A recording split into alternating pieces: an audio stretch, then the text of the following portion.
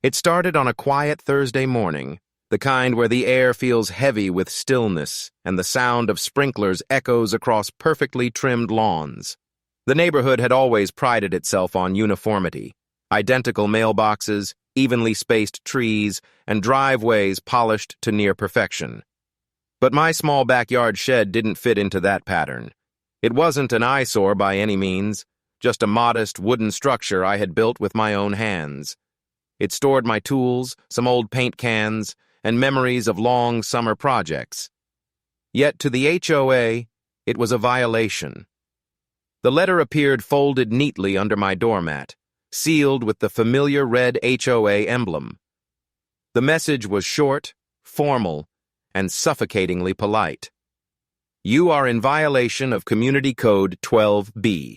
Unauthorized structures must be removed within 30 days or face penalties. At first, I laughed it off. The shed had been there for over 2 years, never once drawing attention or complaint. But laughter faded into irritation when I noticed the fine print. Failure to comply could result in forced removal at my expense. I knew the HOA board well enough to understand what that meant. They were flexing control. The president, Mark Hensley, was known for his obsession with rules. His lawn looked like it belonged in a commercial, and his expression carried the smug assurance of someone who believed they were the neighborhood's moral compass. His right-hand enforcer, Linda Watkins, handled compliance enforcement and seemed to take personal joy in pointing out others' flaws. Together, they ran the HOA like a miniature government, and the rest of the residents followed along to avoid trouble. Still, I believed reason would prevail. I gathered documents proving the shed had been approved years ago under a previous board, but when I presented them at the next meeting, they were dismissed as outdated and improperly filed. The new board had changed the codes, they said, and my structure now fell under the list of prohibited constructions. Days turned into weeks, and the tone of their letters grew more severe. Each envelope was thicker than the last, filled with warnings, threats of legal action, and citations written in bureaucratic jargon. I could almost hear Mark's smug tone behind every word. I filed appeals, emailed photos, and even invited them to inspect the shed, but no one came. Instead, a final notice arrived, stamped, urgent. The message was clear. Demolition was scheduled in 10 days if I didn't comply. I felt a cold wave of disbelief. The idea that they could simply decide to destroy something on my property without consent seemed impossible, even illegal. But as I read through the HOA's bylaws, I realized they had crafted their own legal shield, technicalities and clauses that gave them surprising authority. The next morning, I stood by my kitchen window and looked out at the shed. It wasn't just a storage space anymore. It represented independence, something they couldn't control. I made a quiet decision to stand my ground. Over the following days, I started receiving subtle warnings from neighbors. Some whispered that I should just take it down to avoid trouble. Others quietly admitted they admired my defiance, but didn't want to be involved. The HOA had everyone scared, and that fear kept them compliant. When the deadline finally arrived, I expected a confrontation, a meeting, perhaps a knock at my door. Instead, I got silence. Hours passed, and the world outside remained eerily calm. I began to think maybe they had decided to back off. But then, at dawn the next day, the rumble of heavy machinery shattered the stillness. From my window, I saw a yellow bulldozer crawl down the street, followed by 2 men in orange vests holding clipboards. The HOA banner was taped to the truce, X side, fluttering in the morning breeze like a symbol of authority. My heart sank. They had actually gone through with it. I rushed outside, ready to confront them, but before I could speak, the driver turned into the neighboring yard, 2 houses down, and stopped in front of a nearly identical shed. I froze in disbelief. My neighbor's property, not mine. The addresses were similar, the sheds nearly twins, and somehow they had gotten the wrong one. The men began shouting over the roar of the engine, confirming the address on their paperwork. I caught a glimpse of the clipboard in one worker's hand, an address ending with 06, not 08. That was my neighbor's lot. But before anyone could stop it, the bulldozer's blade lifted and crashed forward. The sound of splintering wood filled the air, loud and violent. Panels flew, the roof crumpled, and within minutes the entire structure was nothing but debris. My neighbor's garden fence, flower beds, and patio furniture were destroyed in the process. It happened so fast, so brutally, that for a moment I couldn't process it. People came running out of their homes, phones in hand, filming the chaos. Someone yelled that the workers had the wrong property, but it was too late. The foreman, pale and panicking, tried to radio someone. The HOA president arrived moments later, his face drained of color as he realized what had happened. The crowd's murmurs turned into shouts. And amid it all, I stood there, silent, stunned, and almost shaking with disbelief. The shed that was supposed to be demolished still stood perfectly intact behind my fence, untouched and gleaming in the morning sun. The wrong property had been destroyed, and the HOA's arrogance had finally backfired. As neighbors filmed the aftermath and sirens echoed from down the street, I knew this wasn't just a mistake. It was the beginning of something much bigger. The HOA had crossed a line, and there would be consequences. The board had just demolished private property without consent, and the neighborhood's trust, already fragile, was gone in an instant. I didn't need to lift a finger. Their own negligence had set the stage. The dust was still settling when my neighbor, furious and trembling, arrived on the scene. The look on his face said everything. This wasn't going to end quietly. And as I watched Mark Hensley struggle to explain himself to the police, a slow, inevitable thought took root in my mind. This was no longer about a shed. It was about accountability. And for the first time, I realized they had just handed me the perfect opportunity to take the entire HOA down. The morning after the demolition felt unreal. The air still carried the faint scent of crushed wood and diesel fuel, a reminder of the chaos that had unfolded just hours earlier. The once peaceful cul-de-sac now looked like a construction zone turned crime scene. Yellow caution tape fluttered in the breeze, wrapping around what was left of my neighbor's yard. A splintered wasteland of boards, nails, and shattered glass. The news spread faster than anyone could have imagined. By noon, everyone in the neighborhood had seen the videos. Cars slowed as they passed by, people whispering through open windows, shaking their heads in disbelief. The HOA, once seen as the all-powerful enforcer of order, had become a symbol of incompetence overnight. Mark Hensley's name was on everyone's lips. The president of the HOA, the man who prided himself on community perfection, was suddenly the face of destruction. His carefully curated image, the pressed polo shirts, the manicured lawn, the forced smile, couldn't hide the truth now. The footage was undeniable. His team, his authorization, his mistake. The neighbor whose shed had been destroyed, a quiet man named Thomas, didn't speak much in public. But that day, his silence carried weight. The look in his eyes was pure fury. He had spent years turning his backyard into a personal retreat. Handcrafted fence, a koi pond, flowers arranged in perfect symmetry. All of it gone in a single morning because of an error that could have been avoided with a single phone call. Insurance agents, police officers, and lawyers began circling like vultures. The HOA scrambled to issue statements, each one more desperate than the last. They blamed a contractor miscommunication, then a clerical address error. But none of it mattered. Everyone knew who had pushed for the demolition. Everyone knew whose signature was on the order. From my window, I watched Mark pacing outside the HOA office. A converted garage at the end of the street.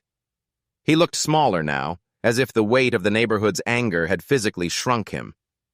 Linda, his enforcer, stood beside him, clutching a folder of papers that no longer carried any authority. They were cornered, and they knew it. I should have felt pity, but all I felt was a cold, quiet satisfaction. For weeks, they had treated me like a criminal for building a shed on my own land. They sent threats, fines, and warnings without ever once listening. Now they had destroyed someone else's property in their obsession with control, and the irony was too perfect to ignore. By evening, local reporters arrived. Their cameras panned across the wreckage, capturing the broken pieces of Thomas's life. One reporter read aloud from the demolition order, her voice sharp with disbelief. The paper clearly stated my address, 608, while the destroyed property was 606. The HOA had not only been careless, they had been negligent. That night, the neighborhood's online forum exploded. Homeowners who had stayed silent for years began sharing their own stories. Unfair fines, intimidation tactics, threats of foreclosure over trivial violations. The illusion of unity shattered. The HOA had ruled through fear, but fear was losing its grip. I stayed quiet through it all, choosing to observe rather than act. But deep down, I knew my role in this story wasn't over. They had tried to take something from me, and in the process, they had exposed themselves. All I had to do now was make sure the truth came out completely. The next morning, a meeting was called. Flyers were taped to every mailbox, announcing an emergency community session in the clubhouse. The tone of the notice was urgent, almost pleading. The board wanted to clarify misunderstandings and restore confidence. I knew it was damage control. When I arrived, the room was already packed. The air buzzed with tension. People who had once nodded politely at one another now whispered behind folded arms. Mark sat at the front, pale and sweating, his papers trembling slightly as he spoke. His speech was filled with excuses. Administrative mix-ups, third-party contractors, legal reviews. He avoided eye contact with Thomas, who sat motionless in the front row. But then, something unexpected happened.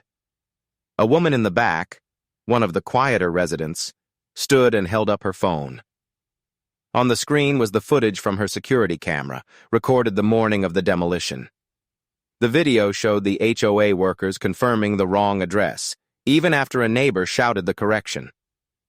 The bulldozer operator hesitated for a moment, then proceeded anyway, repeating that, "The HOA president said this one." Gasps rippled through the room. Mark's face drained of all color. His attempt at control crumbled right there, in front of everyone. That moment marked the beginning of the end for the board. Residents demanded accountability. They called for resignations, for transparency, for change. Mark tried to speak, but the noise drowned him out.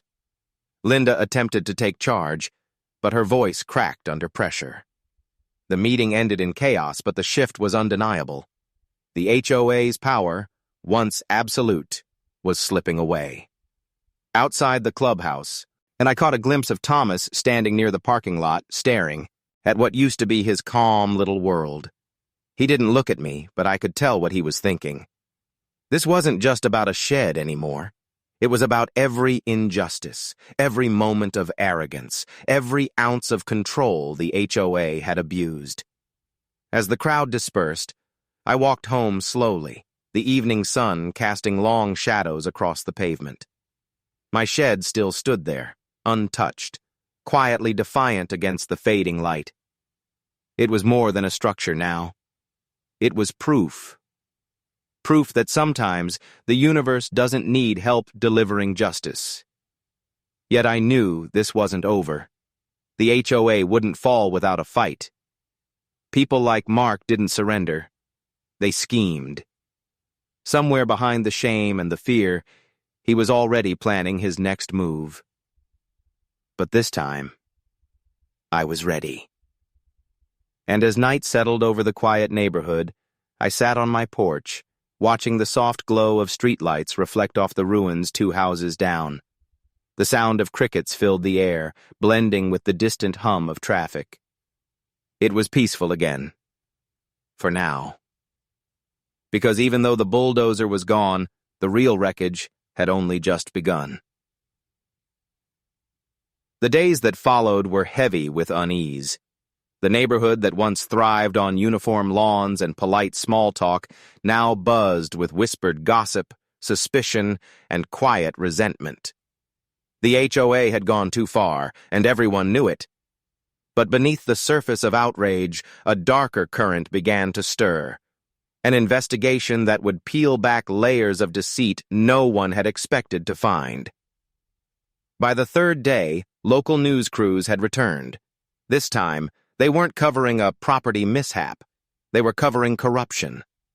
Journalists combed through public records, searching for accountability, and what they found sent shockwaves through the community. The demolition company, it turned out, had been hired without a formal bidding process. The contract was signed directly by Mark H.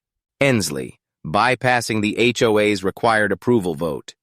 Worse, the payment had come from the community's maintenance fund, money collected from every homeowner's dues. The story broke that evening. A reporter stood outside our subdivision entrance, microphone in hand, the HOA logo gleaming faintly behind her. She spoke of possible misuse of funds and unauthorized financial activity, her tone deliberate and damning. The HOA, once so meticulous in its control, was unraveling under its own paperwork. Mark tried to contain the damage. He issued statements, staged interviews, and even posted videos online claiming the reports were exaggerated. But the more he talked, the more cracks appeared. Screenshots of internal emails began surfacing, leaked by someone on the inside. Proof that the board had known about the address error before the demolition, but went ahead anyway to set an example. The arrogance was astounding. The police got involved soon after. What began as a civil dispute had become a criminal investigation. Officers collected documents, questioned board members, and interviewed residents. Patrol cars idled at the end of the street for hours at a time, their lights flashing silently against the darkening sky. Through it all, my shed remained untouched, as if mocking the chaos that had erupted around it. Every time I looked at it, I felt a mixture of disbelief and grim satisfaction. The very thing they had tried to destroy had become a symbol of their downfall. But I didn't just watch. I started keeping records of my own, copies of every notice, every fine, every threat they had sent me. I knew this investigation wasn't just about one mistake. It was about a pattern of abuse that stretched far beyond my case. I spent nights compiling evidence, connecting dates, piecing together the puzzle of how far their corruption had spread. Then came the HOA meeting that changed everything. It was held in the same clubhouse as that evening wasn't defeat. It was calculation, the kind of cold, simmering anger that grows in silence. In the following days, subtle signs began to appear. My mailbox, which had been untouched since the HOA suspension, suddenly filled with anonymous notes. They weren't official letters, no logo, no signature, just scraps of paper with typed threats. You'll regret this. This isn't over. Enjoy your shed while it lasts. At first I dismissed them. Maybe they were from some die-hard HOA loyalist still clinging to the illusion of order. But the notes kept coming, and they grew bolder. One morning, I found a printout of my property tax record taped to my front door, the word delinquent scrawled across it in red marker, even though I had never missed a payment in my life. It wasn't random. It was targeted. The tension that had lifted from the neighborhood began to return, creeping back like fog. Lights flickered on later into the night as people whispered about new rumors. That Mark was trying to rebuild the HOA from the shadows. That he was meeting with former board members in secret. No one could prove it, but the unease was real. Then the vandalism began. It started small. A broken flower pot on my porch. A missing garden light. Then one morning, I stepped outside to find the side of my shed covered in spray paint, crude letters spelling out illegal structure. It was a message, written in fury and frustration. The irony was almost poetic. I reported it to the police, but they couldn't do much without evidence. Still, I knew who was behind it. Mark had lost control of his perfect little kingdom, and now he was lashing out in the only way he knew.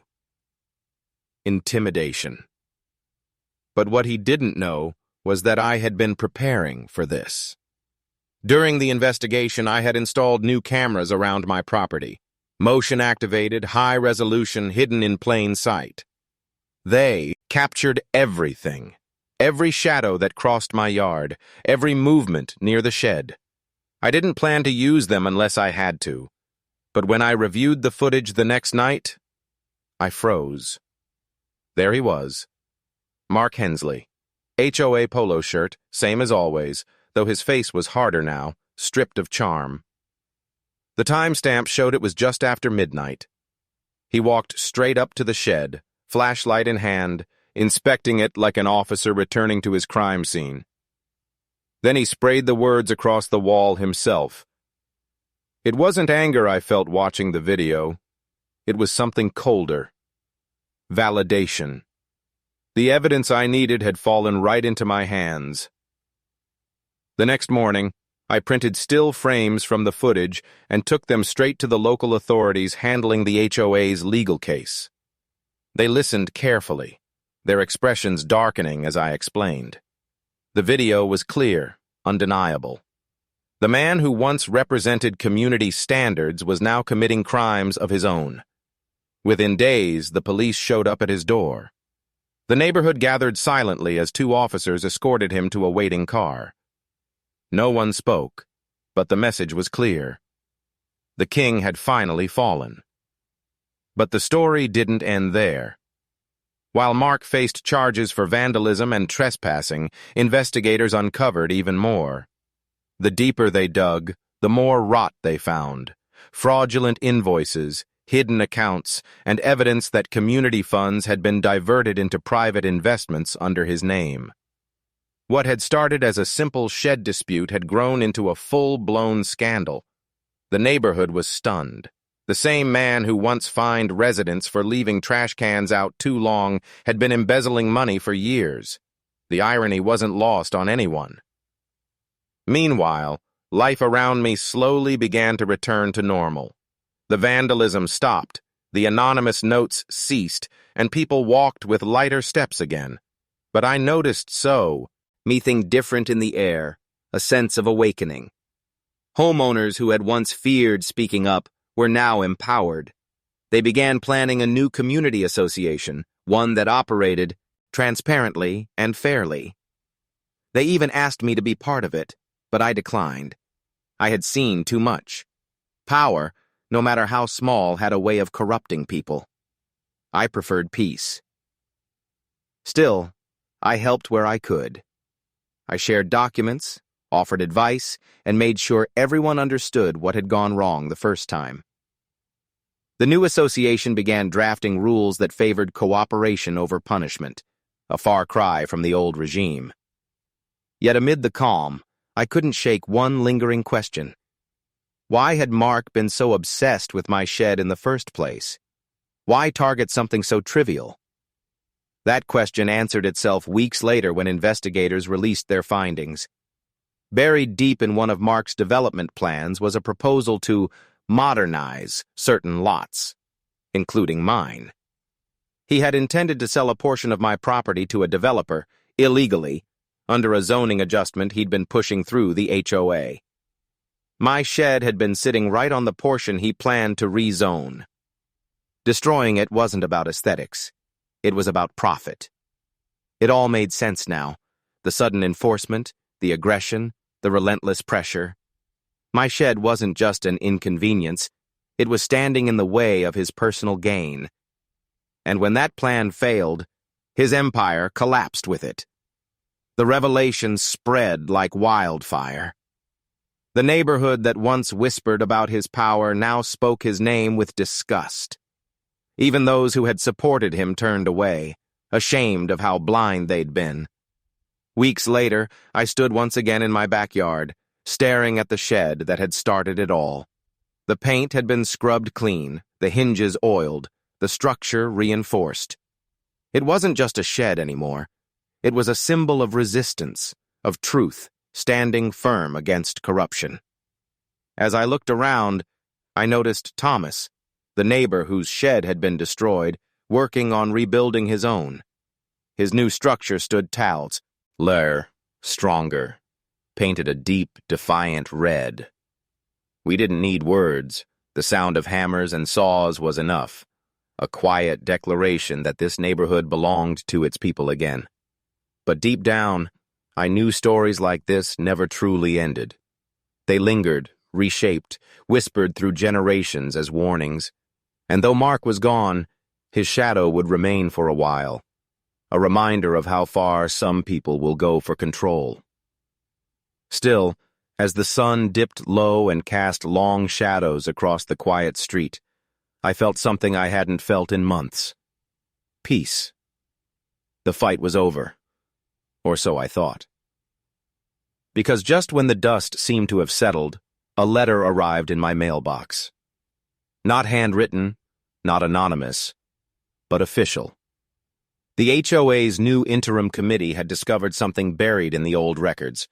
A clause in the community charter that mentioned my property specifically, tied to a mysterious development claim that hadn't yet been resolved. And suddenly, I realized the past wasn't done with me yet. The morning after the court's temporary injunction, I woke to a rare silence in the neighborhood. The kind of quiet that doesn't feel peaceful. The kind that hums with fear and calculation. The HOA's machinery had stopped, literally and figuratively. Their demolition crew had been ordered to stand down, their emails went unanswered, and the president's driveway was suddenly emptier than it had been in years. But I knew silence didn't mean surrender. It meant regrouping. I spent that morning going through every file I had pulled from their shared system, a digital gold mine they never realized I had access to. At first, I was only looking for proof of negligence. But what I found instead was a trail, one that wound through years of forged approvals, misused maintenance budgets, and property upgrades charged to community funds. It all started making sense. The HOA had been quietly rerouting a fraction of homeowners' monthly fees into beautification projects. On paper, that sounded noble. In reality, those projects were personal luxuries for board members. New fences, patio upgrades, even landscaping at their own homes. And in one particular file, buried deep under a bland label, I found the key. Resolution 9B, Emergency Demolition Authority. It was the clause they used to justify tearing down illegal structures without notice. But it wasn't just shady, it was illegal. The clause had been slipped into the bylaws during an emergency vote that never actually happened. The signatures were copied and pasted, pixel by pixel identical. That was my smoking gun. Still, part of me couldn't believe it. I needed more than screenshots. I needed someone on the inside, someone who had seen the documents printed, approved, and filed. And as luck would have it, I didn't need to look far. When the HOA secretary, Melanie, resigned 2 weeks after the demolition, she left quietly, saying she was done with the nonsense. But I remembered seeing her at the last board barbecue, uncomfortable, withdrawn, glancing at the president whenever money came up. She had known something, maybe everything. I found her contact listed in an old directory and reached out, framing it as a clarification for insurance purposes. She hesitated, but a single mention of Resolution 9B cracked the wall. Within hours, she sent me a PDF labeled Truth.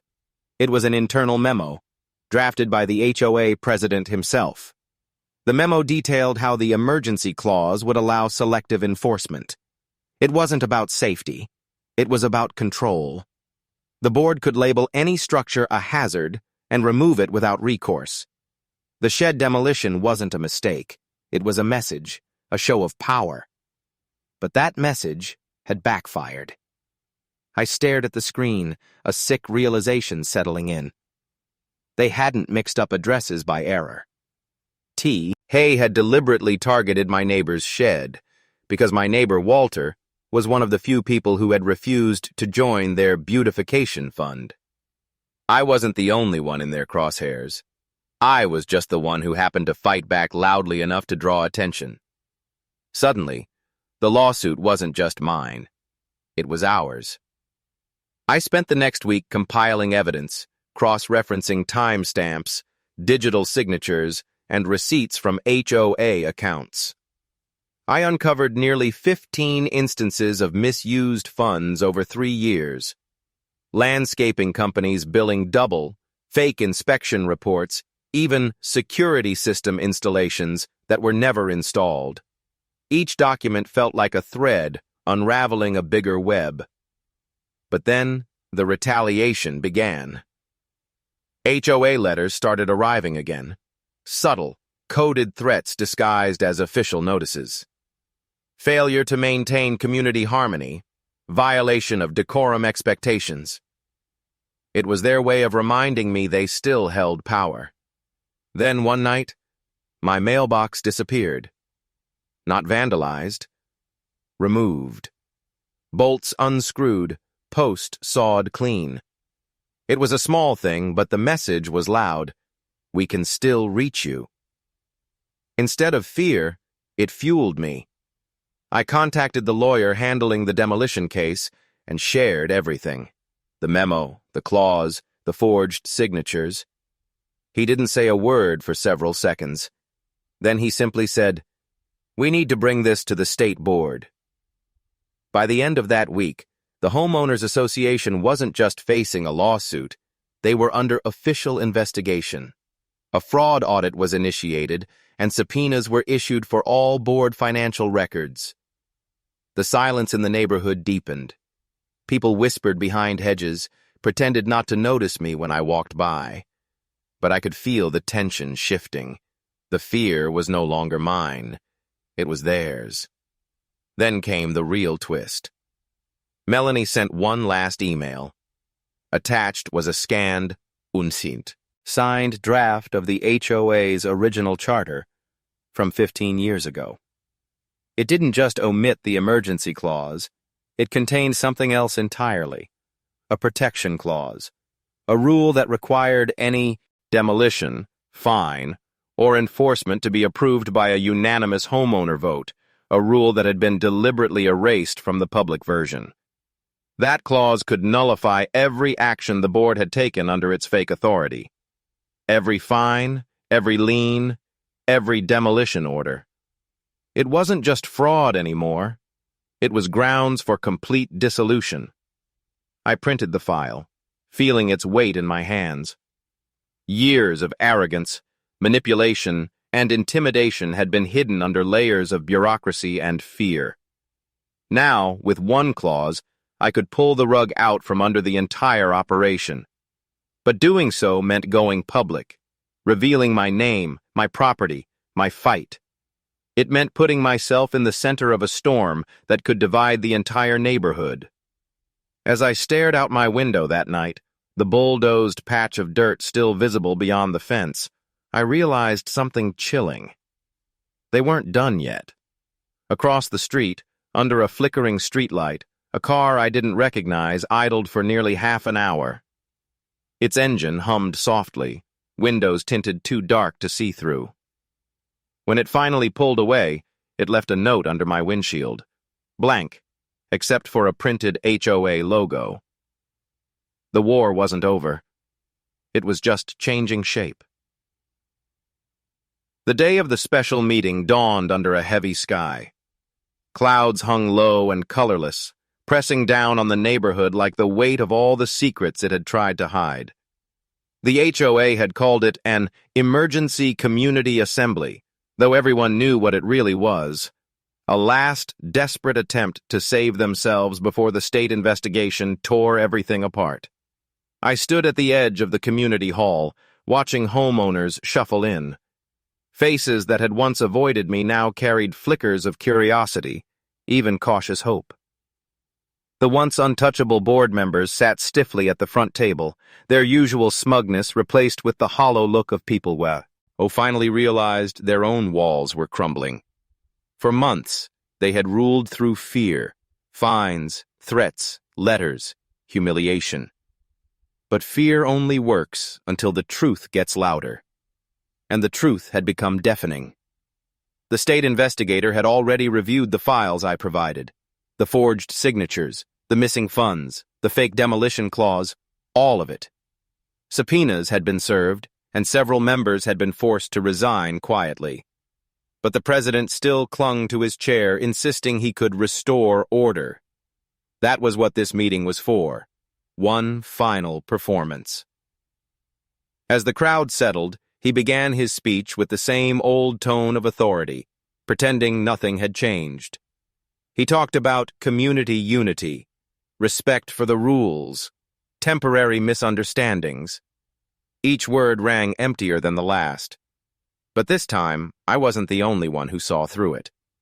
When he mentioned the unfortunate incident with the shed, the room stiffened. My neighbor Walter sat near the front, his new shed only half built, but his spine straighter than ever. People glanced toward me. I didn't move, didn't speak. I didn't have to. Because this time, the evidence would speak for me. The investigator stepped forward midway through the speech. His presence silenced the room instantly. He carried a slim folder, the same folder I had built, one piece of evidence at a time. Without theatrics, he laid it on the table in front of the board and began to read. Line by line, clause by clause, he dismantled them. The fake amendment, the missing money, the misuse of authority. Every shady transaction and falsified signature came to light under the sterile fluorescent lights of that hall. Each revelation was a nail in the coffin of the regime that had treated homeowners like subjects instead of neighbors. And then came the part no one expected. The investigator revealed the original chart, the one Melanie had sent. The clause requiring a unanimous homeowner vote for any enforcement action. A protection clause that had been erased and replaced with forged language years ago. The room erupted in disbelief. People turned on the board instantly, demanding answers. The president's voice cracked as he tried to deflect, claiming ignorance, blaming previous leadership. But it was too late.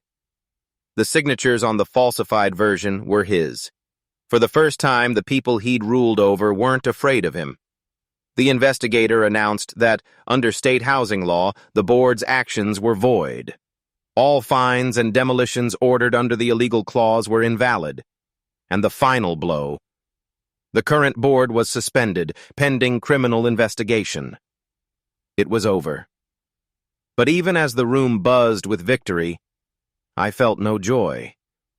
Only a cold, hollow sense of justice served too late. The shed was still gone. My peace of mind, my trust in my own neighborhood, had been stripped away long before this day. When the meeting ended, the president didn't look at me as he was escorted out. He didn't have to. The defeat on his face said enough. The kind of defeat that doesn't just end a job, but a legacy built on lies. Outside, the clouds finally broke. A drizzle began to fall, washing over the cracked pavement and the tired hedges lining the sidewalks. For the first time in months, the air felt lighter. Over the next few weeks, the HOA as we knew it ceased to exist. A temporary committee formed, this time made up of actual homeowners, people who had been silent victims of the system. Walter joined. So did Melanie, though she kept a low profile. When they offered me a seat on the new board, I declined. I had no interest in power, only in peace. But I did offer one piece of advice. Transparency is the only wall worth building. The insurance settlement covered the cost of Walter's new shed and even some of my legal fees. But the true reward was quieter, watching neighbors repaint their homes without fear, kids playing on lawns that were once rule violations, people greeting each other again instead of hiding behind blinds. And yet, not everything was washed clean. One evening, as I walked past the site of the old demolition, I noticed something strange. A small metal tag, half buried in the dirt, stamped with the HOA's old logo and a serial number. It must have fallen off one of their survey stakes. I picked it up, brushed off the mud, and slipped it into my pocket. A reminder of how easily order turns to tyranny when no one questions it, of how fragile freedom is when written in fine print. The neighborhood moved on, but the story lingered, whispered among homeowners everywhere who'd been bullied by boards and Karens and self-appointed gatekeepers. Months later, when a local news station covered the HOA scandal that rocked Maplewood Estates, they asked for an interview. I declined again. My story wasn't about fame, it was about reclaiming what should have never been taken. The shed could be rebuilt. The trust took longer. But as I looked out over the quiet street, with porch lights glowing warm and fences standing proud, I realized something simple but powerful. Sometimes justice doesn't roar. It echoes. And in that echo, every lie the HOA ever told finally met the silence it deserved.